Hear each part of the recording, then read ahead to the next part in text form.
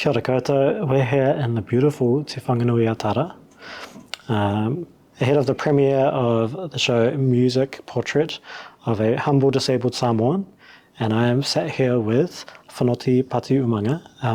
Nohe a koe, can you introduce yourself and where you're from? Kia ora tālofa, my name is Fonotī Pati Umaga. I'm Samoan and I was born in Wellington and raised in Wainiamata in Lower Hutt. Beautiful. Can you tell me a bit about Music Portrait of a Humble Disabled Samoan? Well, Music Portrait of a Humble Disabled Samoan is primarily about my journey from being a able-bodied person and then through a fall, becoming disabled and being a wheelchair user. And so the portrait is kind of based on that life journey and the transition of how I went through from being able-bodied to becoming disabled and all the kind of ups and downs that came with it. So, Pati, how did the name for the show come about, Music Portrait of a Humble Disabled Samoan? Well, it was a tongue-in-cheek, actually. With the Humble Disabled Samoan, whenever I get complimented for doing anything, I always say, I'm just a poor, humble, disabled Samoan, you know. And after saying it for a while, whenever people hear me say that, I go, here we go, blah, blah, blah. But I was working with the people at the Kia Mau Festival in Wellington, and with Hone Koka and Mirio George and Delina Wehipeihana. And it was Hone who said, we could call it a music portrait of a poor, humble, disabled Samoan. And I said, yeah, just as a working draft, but they kept it. And then they said, it's too long. And I said, why don't you just drop the poor? And then they kept the rest. And so that's how the name came about. Beautiful. I heard that there was a lot of intention around making sure there were disabled people in all stages of the production, so that there was disability leadership behind the scenes, on stage, and the initial developing and creation. I want to ask, how does having disabled people in all these different areas, how does it change the creation and the development of the show? What is it like being in a space where disabled people are feeding into every part? Yes, well, I wanted to incorporate the whole involvement of disabled people in as many parts of the production as possible. We, as a lot of our disabled artists, especially our Pacific disabled artists, we don't get the opportunity to be able to participate or be involved in a production that's in 2 major festivals in Aotearoa. And it's not just about being involved, but it's also how do we make sure that the whole show is accessible as well. So when you look at disability, we look at, there's physical, there's sensory, there's neurodiverse, all these different kind of disabilities. How could we get a show that could try and cater to all those disabilities and be able to make sure it's accessible for everyone? So it may not be perfect, and I think it's because it hasn't really been done to that level in my own experience. So if we can give it a good shot, at least try and lay a pathway so that we can make it totally inclusive, not just for our disabled community, but also for our wider community as well. How is it working on a show that's entirely about your life and focuses on your life? Immediately it comes to mind is the word freaky. It is so freaky.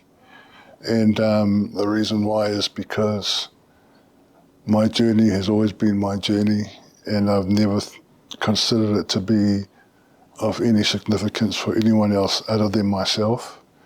And being able to help people along the way, and you kind of finish one thing and then you move on to the next. So to have that focus now where it's sharing my journey, and people are saying, "Oh, it's really amazing what you went through. It's quite inspiring," and I'm thinking, really, because that wasn't the intention. And so, I know lots of people. I have lots of friends, but I can be quite private at times. So it's but because I trust the people around me to maintain the integrity of the journey and the story itself, that I'm feeling a little bit more comfortable about being able to share it, and share it in a way that is quite new to me. I've never acted before in terms of doing a production or sorts. I've played hundreds of gigs in public, but so this is a new journey as well. So that's what makes it extra kind of vulnerable in some ways for myself. Yeah. And so the first time acting, Yep. the first time dancing as well, is that right? Yes. Yeah. Well, it's some choreographed movements to especially to an original piece of music that I wrote called Unbelievable. And for me, watching Neil Yeremia, our choreographer, taking the essence of the story and then putting some dance movements around it, that was quite powerful.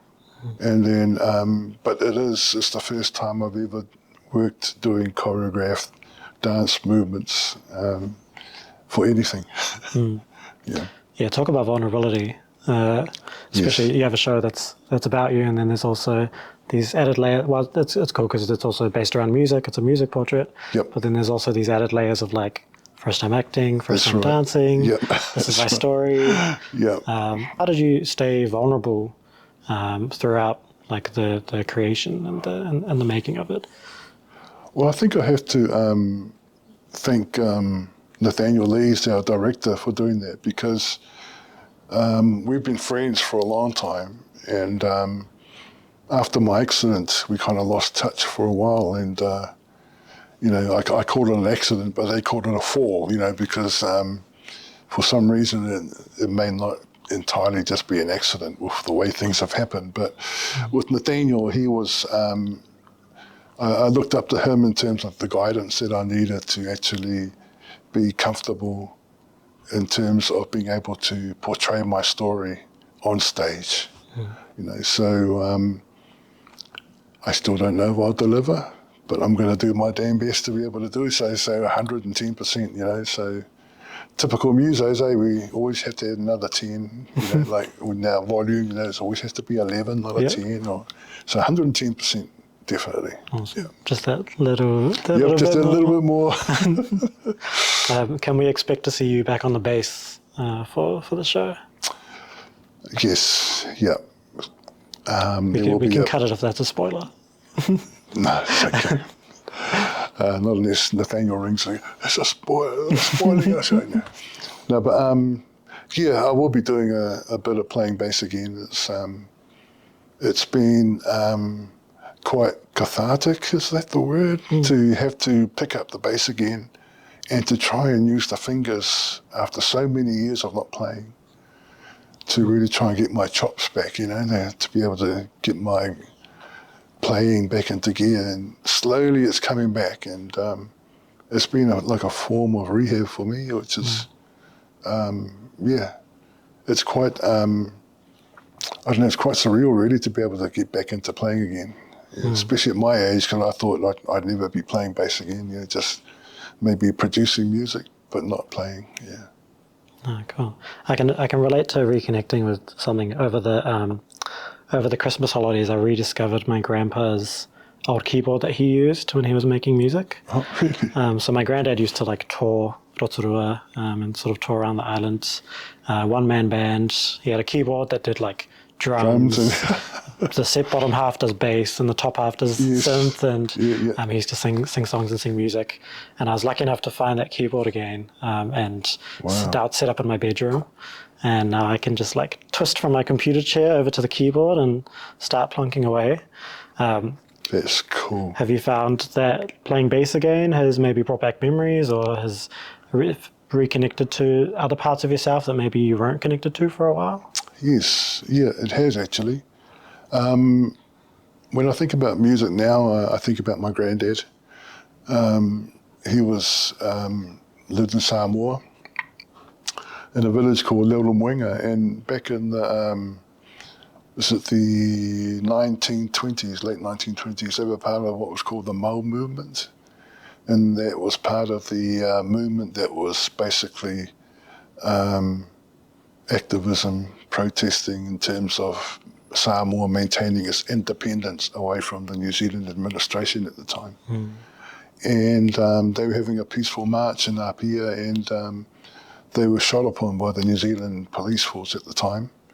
And our leader of the Mau movement was killed, as well as a few others. And Granddad, all the marchers that were there, they just dispersed and ran into the hills, and they were being hunted down by the New Zealand police. And my dad told me that Granddad had run back to the village and he said, "Son, you got to hide me. There's a plane.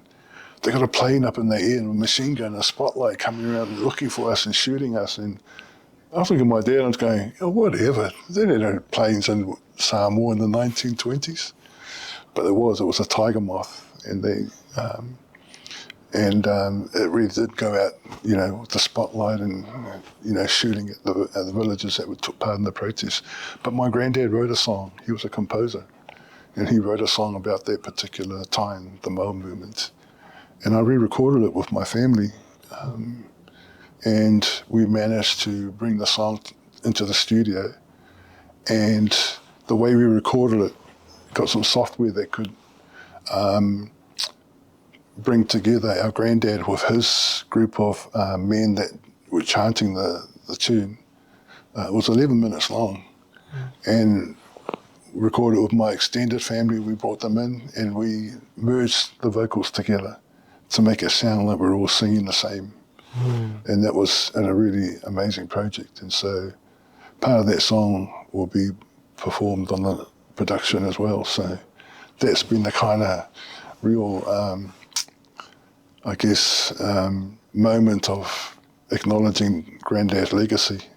So yeah, it's always been music. It's been his thing. So That's beautiful. Yeah, there's like cross-generational sort of coming together. Yeah, absolutely.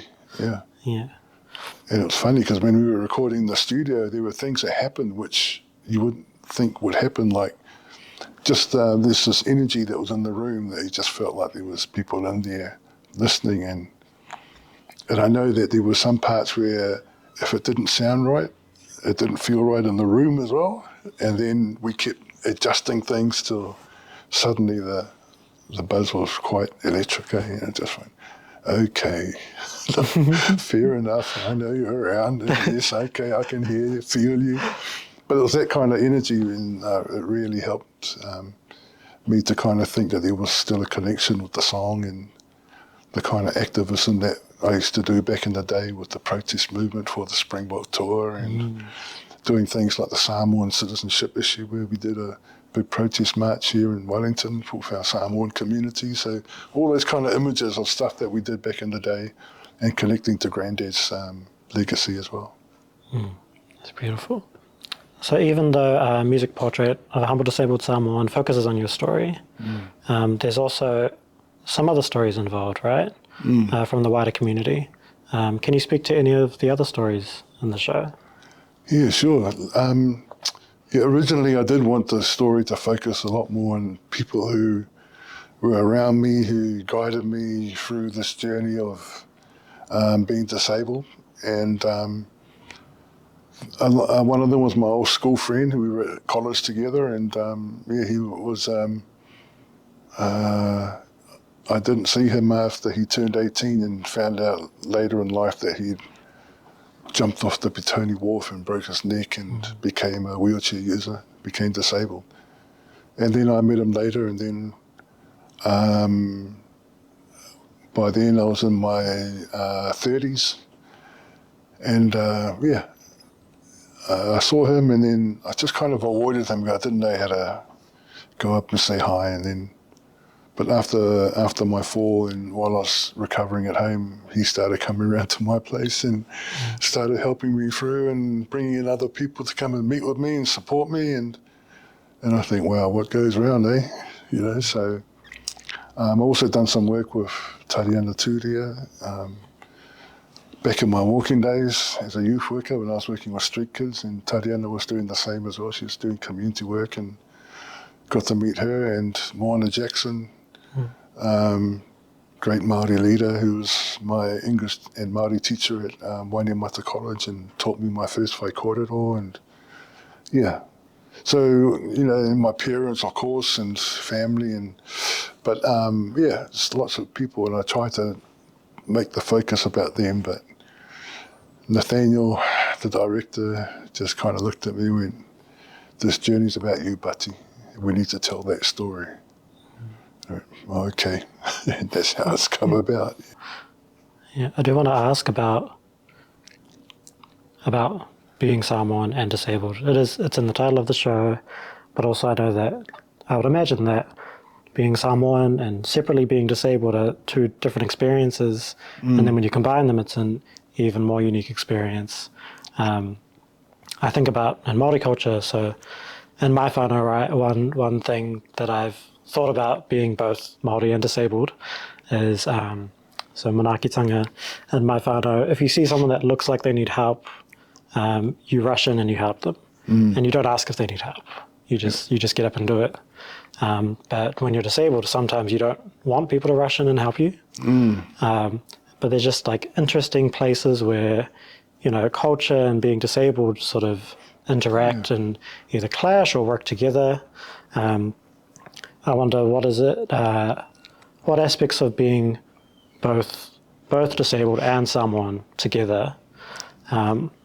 What interactions do you see between those two things, and maybe how does it come through in the show? Yeah. Well, I think in terms of culture and especially our Samoan culture and disability, the experiences haven't always been positive. I know that there is stigma and attitudes within the wider communities towards disabled people.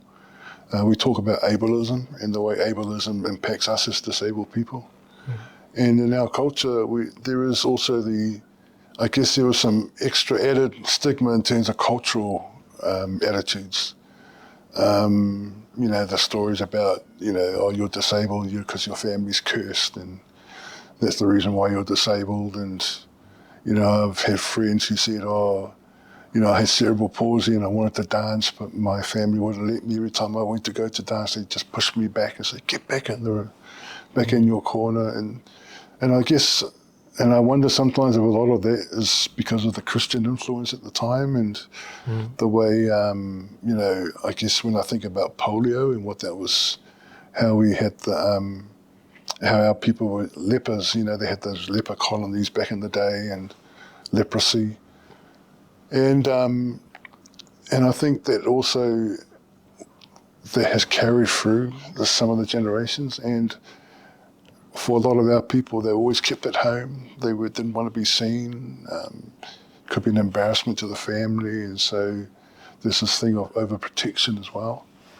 And I think now attitudes are starting to change because of the way some of our people now are taking charge of their own lives and are stepping forward, especially some of our younger ones who are coming forward, and they're now leading a lot of the change in terms of things like, there's a wheelchair dance group called Fab Fusion. They're amazing young group of performers that are really making a name for themselves and are breaking the mold of how people would see, in our communities, would see disabled people. And I think a lot of younger parents now are also feeling like they want to do more for their young people other than just keeping them at home and just treating them like they are sick, and broken. So culturally, I think I'm hoping that music portrait of a disabled Samoan, of a humble disabled Samoan, will help towards breaking that mold, because I just want to show people that we don't always have to be led. We need to lead as well. And so A lot of our people have had to depend on services being provided to them, and they've had to depend on funding and the way funds worked for their supports. And so, yeah, it's just want to try and challenge all those stereotype attitudes and stigma and say, no, let us do this. Nothing about us without us. I mean, speaking of Fab, you have a couple members in the show, right? From Fab? Yes. Yeah, I think I saw Lavinia and Faith. That's right. How's it been working with them? Yeah, well, I've done quite a bit of work with both Lavinia and Faith, especially with Lavinia, as I call her, because she was in my first music video doing a solo piece of dance, and we've maintained our friendship over the years, but more so because both her and Faith and Naomi Veilema, who's their other cohort, we've been running some leadership workshops for them over the past few years and helped towards providing some mentoring around their leadership. And they're now in the play, both Faith and Nia. And they do some major parts alongside myself, so they're 3 wheelchair performers in this production. Yeah, awesome. Yeah, I was lucky to talk to Lavinia last year to talk about how she choreographs and just how every piece she does choreograph-wise, it's unique to the people performing in it, because she puts a lot of care and thought into adapting the movements to the needs of the performers. That's right.